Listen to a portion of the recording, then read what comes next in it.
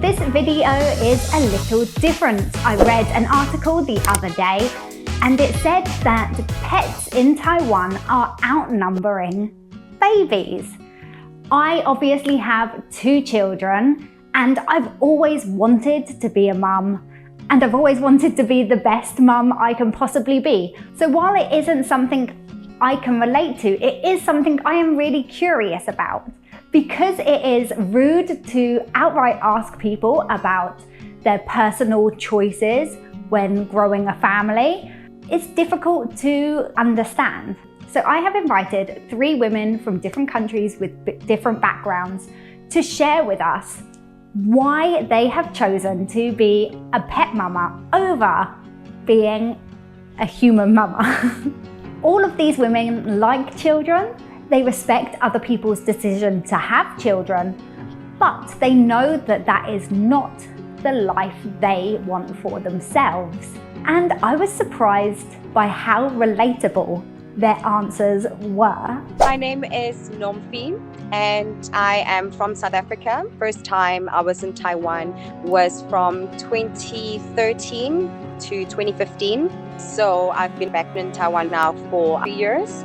My hobbies are singing and take my hand, looking after our cute little fur babies and my wife. So, I'm originally from Brazil. My parents moved to Canada when I was 8 years old, and I was a registered veterinary technician in Canada in emergency medicine. And then I moved to Taiwan in 2007. And I've been here ever since, kind of teaching English, doing English-related jobs and whatnot. My name is Shine. I'm original from Kaohsiung. I used to live in Portland, Oregon. About 13 years ago, I moved back. I teach Chinese as a second language, and I also make natural cosmetics. So what pets do you have? We have got 2 cats, Zora and Bunny. And we also have 2 turtles, Michelangelo and Raphael. Zora is the oldest.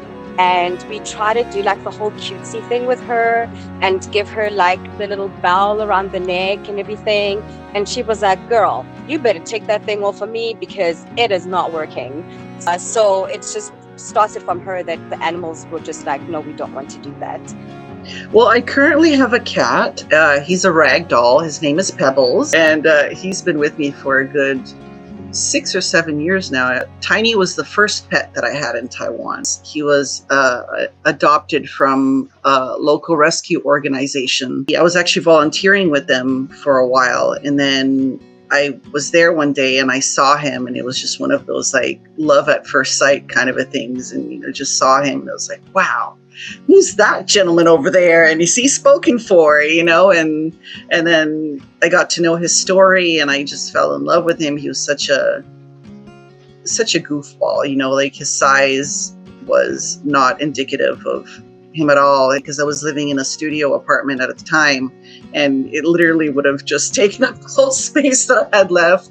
So I ended up moving and getting a new apartment just so I could adopt him. And then he came to live with me. But after Tiny passed, I ended up getting 2 little sugar gliders, which I hand reared them from when they were just a few weeks old. I was actually taking them to work with me and I was giving them milk. So we have a cat that I took over about 8 years ago. She's not afraid of people. So like when my students or clients came, she would just come out and hang out, being cute. So everybody loves her and she's very gentle. So Sushi is our first dog. We adopted her 4 years ago. So even though when Sushi's a puppy time, it's so hard, but still it only lasts for maybe 2.5. After that, she chilled out a lot. And so you can do your things and it's fine. But if you have a young child, you have to give it your attention the whole time. What was your reason for choosing pets over humans? Pet babies instead of human babies. When we got the pets, it wasn't a decision of, okay, these pets are going to be our babies instead of human babies. We still wanted to actually have children. And we'd been talking about having kids for quite some time, but we'd already had the pet. So our 2 cats traveled with us even to Dubai. And when we moved back, they traveled back with us to Taiwan. So they were like our babies. They went with us everywhere. So we already had that. And so we were talking about having children. And then I started working at the school teaching kids. And having that experience of like having kids, young kids at that too, I looked at this and I was like, no, I think this is going to happen. I was happy to teach the kids just for that short period of time. And then I could send them home to their mom and dad. And then I could go home and just have really nice peace and quiet. You know, I still don't have somebody nagging me, telling me somebody pulled my shirt, somebody did this to me, mommy, this has happened, mommy, that's, and I was like, I'll have it at school, teach an outfit. Then I have to go home, mommy. I was like, yeah, no, it's okay. So my wife and I both decided that, okay, having children, human babies is like, yeah, it's a no. And they're just like financial sponges too. Like we really enjoy the freedom we have with regards to our time. We enjoy the freedom we have with regards to our finances. So yeah, so that's when we decided, you know what, we love our fur babies and we want to keep it that way as just having our fur babies. Well, I think that it's just a lot of factors. Like there's sort of like 2 things that I really value in my life, and it's sleep and freedom. And children, unfortunately, sort of get in the way of both of those things once they come around. So I've always, like been a bit of a free spirit, and I enjoy just having that freedom of just, if I wanted to tomorrow take off for another country for a week, I could. It's easier to find someone to come in and, feed your dog or cat once a day and spend some time with them than, take care of your DNA for a while. And then also just sleep. I wake up early every weekday, and when the weekends come, I want to be able to sleep until I can't sleep anymore. And it's hard to do that when you have kids or whatnot. And I just, I sort of realized even in my early to mid 20s that I was a very selfish person, but that it was okay that I was selfish because, in the end of the day, I'm the only one that's responsible for my own happiness for me. And I just decided that I would just be happier having this life without kids. As I taught English in Taiwan for a solid 7 years in cram schools, and there is no greater birth control than being a teacher. I get to go to work, I get to play with you, I get to spend time with you, I get to interact with children, and then at the end of the day, I get to go home to my peace and quiet, and you get to go home and drive your parents crazy. So you have a daughter already? Yeah, with my ex, she's turning 17 this year. I'm like, so when my daughter is younger, for brushing teeth, there were times just so frustrated that she just will say, no, don't want to do it. No matter if you try to make it fun, or time for a shower, no. Oh my God, I guess only slightly things is hard to handle is when we cut her fingernails. We need 2 people to do it, otherwise she'll scratch. So you find taking care of a cat very easy? Sure, so easy. Is there any family pressure to have kids? No, none at all. In the beginning, when I was a bit younger, my mom was like, oh, please, can you give me a grandchild? When I told her that, listen, we're not going to have any children, she was okay with it. She understood and she was like, no, it's fine. I understand husbands are still having children. I'm the one who's looking after all those kids. So she's still being a grandmother. So she's happy. I'm happy. Everybody's happy. I did at first, but I think then that my parents sort of quickly realized that it was a lost cause.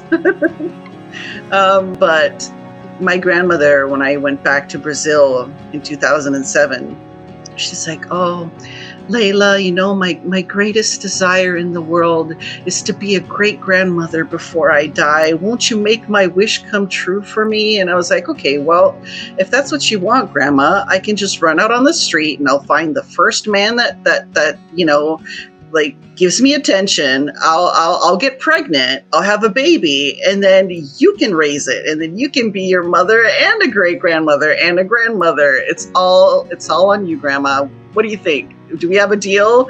And then once I put it like that, she's like, "Never mind." What made you make that decision? So my husband now, his whole life, he has never felt he need a biological child of his own. And we met when my daughter was 6, so we started seeing each other. So he's a big part of all her, you know, like a grown-up childhood. So is there anything you would like to add? Either or, having fur babies or having human babies is really fulfilling and, you know, gratifying. You get cuddles from both and kisses, and you know, except for turtles. Turtles don't do that, and bunnies. So like, it's perfect. But yeah, just when you have to make that decision, make sure it's an informed one, and you dot your T's and cross your O's, you know? Like, so I feel like children and pets are like similar in love. You know, you get the love and then you also give them love. But then you avoid really hard situation. So there were times like we couldn't sleep because we have to like go for a car ride for 30 minutes, so she will fall asleep. See, so they wouldn't have any of that problem. So I do cook my dog's fresh food. So I'll make like a pot of real food and then mix it with the dry food. So you can take care of them, try to give them the best, like the same as we want for human child, you know. But they will just eat it. They wouldn't be fighting, now want to eat it, and later want the ice cream. While it isn't the decision I made, it is a decision I respect. I think it's great that babies aren't being born into families that didn't particularly want to be parents, or parents caving into the pressure of society, or grandparents. And I love that many couples are putting themselves first, or each other, because you only have one life, so you might as well enjoy it and not live it for other people. So feel free to comment below, and do not slate these beautiful women for their personal opinions, but you're welcome to share your opinions on why you have chose to parent, whether it be a human baby or a pet baby. And I am interested to hear more voluntarily and not because you're being put on the spot. Thanks for watching. If you made it this far, please check that you are subscribed to the channel, and feel free to share this video with people that are asking you the same questions. Bye guys, bye bye.